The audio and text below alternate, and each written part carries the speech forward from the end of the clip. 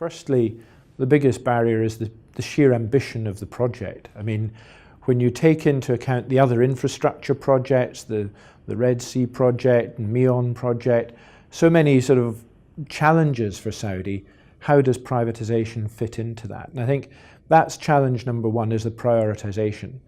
Assuming the government can prioritize that and gets it right, and they've started well with creating NCP, with creating the privatization body to drive the process, the next element is going to be regulation. I think successful privatization needs secure and stable regulation. I think that's going to be a challenge, is what's the regulatory model to be followed? Is it an international model? Is it a Saudi-specific model? So I think regulation is key. Then the prioritization of the process as well.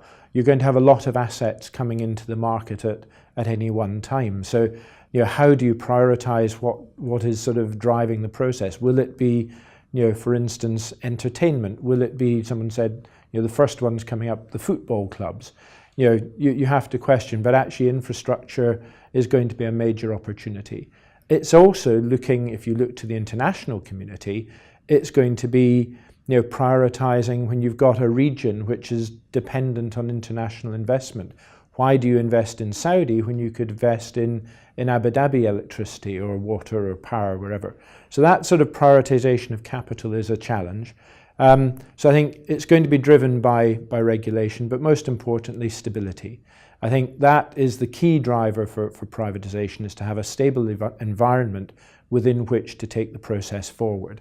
And to have been in Saudi recently with the Future Investment Initiative, very positive, very strong messages coming out, investors starting to have expectations as to progress. So I think to have that consistency is going to be important and is probably the biggest challenge for them going forward.